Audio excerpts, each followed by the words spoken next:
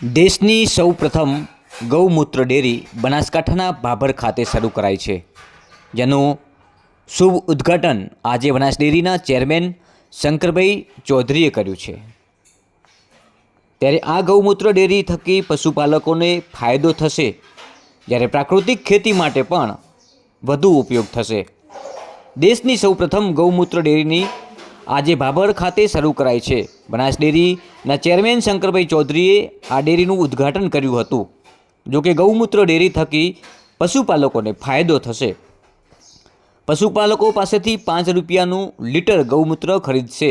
ત્યારે બનાસ ડેરી સાથે પણ અગાઉ ગૌમૂત્ર ડેરીએ કરાર કર્યા છે અને જે ગૌમૂત્ર બનાસ ડેરી થકી પણ સંપાદન થાય છે અને પશુપાલકોને વધુ ફાયદો થાય તેવા પ્રયાસો પણ થયા છે। ત્યારે ગૌમૂત્ર ડેરી થકી ફાયદો એ થશે કે હવે જે ગાયને છૂટી મૂકી દેતા હતા અથવા તો પોદરા પોળમાં મૂકી દેતા હતા તે પશુપાલકો અને ખેડૂતો ગાય પોતાના ખેતરમાં રાખશે, કારણ કે હવે ગાયના મૂત્રના પણ પૈસા મળશે અને જેને કારણે ગાયોની મહદ અંશે સમસ્યા હલ થશે।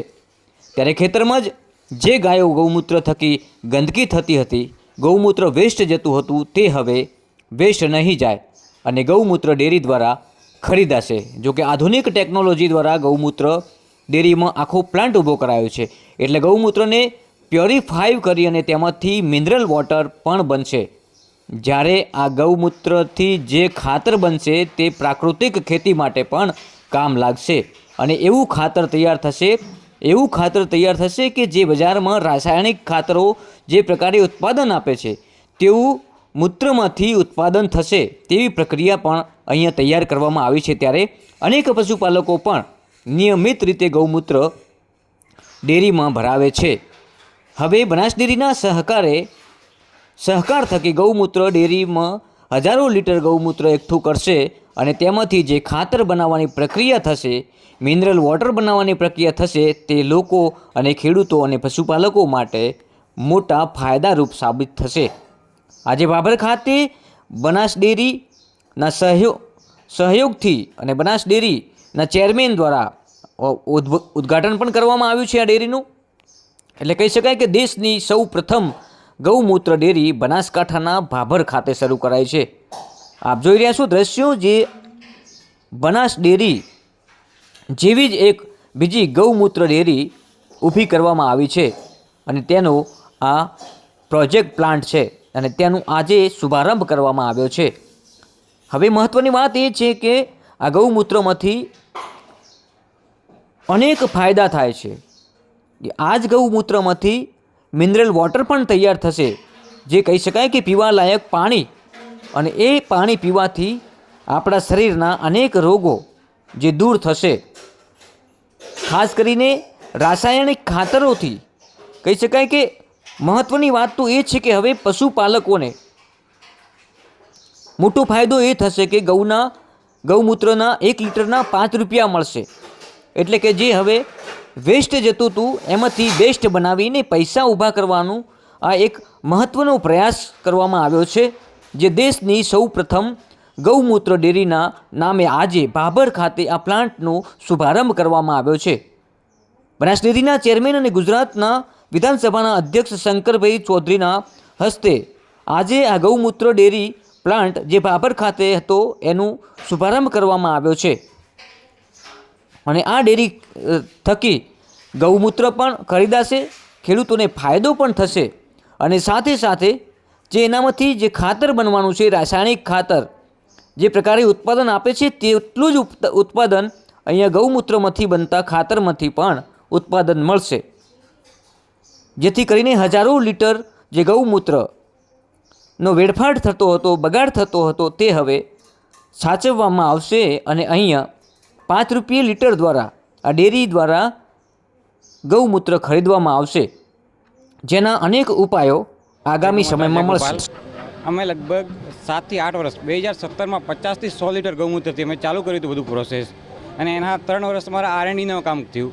એના કેવી રીતે ગૌમૂત્રમાંથી અલગ અલગ પાર્ટ કરવા, એનો અમોનિયા કેવી રીતે સેપરેટ કરવો, પોટાશ કેવી રીતે સેપરેટ કરવો, માણસો માટે દવાઈ બને એ કેવી રીતે સેપરેટ કરવો, અને મેન અમારો ઉદ્દેશ્ય છે ગાય ખેડૂતના ઘરે રહે, ખેડૂતને ગાય જ્યાં સુધી ઇકોનોમિક વાયબલ નહીં થાય અને 2 રૂપિયા નહીં મળે ત્યાં સુધી ગાય ખેડૂતના ઘરે નહીં રહે, ગૌશાળામાં જશે. અને ગૌશાળામાં ગાય રહેવાથી શું પ્રોબ્લેમ થાય છે? એને હરો ચારો, ઘાસનો સૂકો ચારો આપણે લાવવો પડે, એ આપણા માટે બોજ બની રહી છે. તો અમારો ઉદ્દેશ એવો હતો મારા ફાધરનો કે ભાઈ ગાય ખેડૂતના ઘરે રહે. તમે 5 રૂપિયા લીટર ગાયના ગૌમૂત્ર લેવાનું ચાલુ કર્યું. આ ગાયના છાણના ખેડૂતને પૈસા મળે છે, ખેતરમાં જાય છે, ગાયના દૂધ ડેરીએ ભરાઈ આવે છે, પણ આજ સુધી ગૌમૂત્રની ખેડૂતને અવેરનેસ નથી, એનો કઈ રીતે વપરાશ કરવો એ નથી. તમે 5 રૂપિયા લીટર ગૌમૂત્ર લેવાનું આજે 2017માં ચાલુ કર્યું. તમે 100 લીટરથી ચાલુ કર્યું હતું, પછી અમે ધીરે ધીરે વધારતા ગયા અને 2021માં અમે 1000 લીટરનો પ્લાન નાખ્યો અને એમાં અલગ અલગ કંપનીઓ સાથે, અલગ એગ્રીકલ્ચર યુનિવર્સિટી સાથે બધા સાથે સંશોધન કર્યું અને કેવી રીતે મને વધારવા.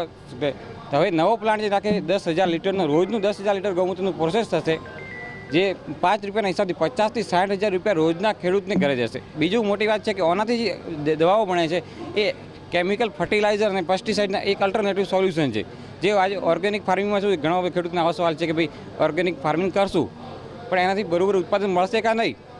તો અમે આ બધું રિસર્ચ કરતાં લગભગ 4 થી 5 વર્ષ ખાલી R&Dમાં કે ભાઈ ખેડૂત આજ નાખે અને કાલે રિઝલ્ટ મળે આવો પ્રોડક્ટ પૂરો ડેવલપ કર્યો છે. આ જે ટેકનોલોજી છે એક German based MVR company technology છે અને એક કેમ્પ પ્રોસેસ દ્વારા બનાવવામાં આવી છે, જે પૂરેપૂરું કાવરીની પ્રોસેસ કરી અને ડિસ્ટિલેશનમાંથી એનો અમોનિયા પાર્ટ સેપરેટ કરે, પોટાશ સેપરેટ કરે અને મેન ઘણી બધી આજકાલ કંપનીઓ છે જેનામાં પાણીનો ઉપયોગ થાય છે, પણ આપણી પહેલી દેશની આ કંપની છે 10,000 લીટરમાંથી 5,000 લીટર પાણી પીવાલાયક પાણી આરો વોટર એ અલગ કરશે. હા, હવે અમે ઓને કેવી રીતે વર્લ્ડ વાઇડ લઈ જઈ શકીએ એના માટે અલગ અલગ ઘણી બધી સંસ્થાઓ સાથે મેં કોલિબ્રેશન અને R&D પર કામ કરવાનું છે. એનામાં બનાસ ડેરી સાથે પણ મેં કોલિબ્રેશન કર્યા. એ પણ નવો 10,000 લીટરનો પ્લાન્ટ રાધનપુરમાં સ્થાપિત કરવા જઈ રહ્યો છે. ભાવેશભાઈ પુરોહિત. ખેડૂતને પેલું ગૌમૂત્ર જે ગાયો આપતી હતી વેસ્ટેજ જતું હતું અને એનો કોઈ ઉપયોગ થતો નહોતો. જે ગટરમાં જતું હતું એ લોકો આવીને 5 રૂપિયા લીટર લઈ જાય છે, એટલે એનું એક ઉપાર્જન થવા માંડ્યું, એટલે લોકો ગાયો પાળવા માંડશે. અને હું આ જે ડેરી બની ત્યારથી પહેલા નંબરથી હું ગૌમૂત્ર આપું છું. શરૂઆતમાં આપણને એવું લાગતું હતું કે ગૌમૂત્ર લેવા જતાં ગાય પાટું મારશે, આ થશે, પણ ના, કમ્પ્લેટ ગાય ટાઈમસર આપણને ગૌમૂત્ર આપે છે અને આ લોકો ટાઈમસર લઈ જાય છે.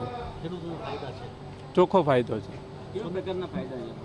ફાયદો જો ખેતીમાં આપણે શરૂઆતમાં જ્યારે આમ વાપરીએ છીએ એટલે એકાદ વર્ષ આપણને એવું લાગે છે, પણ જે ફર્ટિલાઇઝરનો નશો ચડેલો છે એમાં કમ્પ્લીટ પૂરક થાય છે. અને આ ફર્ટિલાઇઝરથી ઘણી બધી ફૂગ ને આવું બધું આવે છે.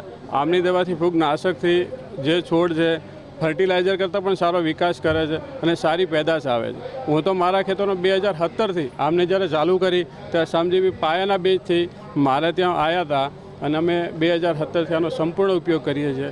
મારા ખેતરમાં 2017થી હું કોઈ પણ પ્રકારનું કોઈ રાસાયણિક ખાતર વાપરતો નથી. બીજા લોકોને જે પેદાશ થાય છે એના કરતાં મારા ખેતરમાં પેદાશ વધારે થાય છે. ઈશ્વરભાઈ માળી.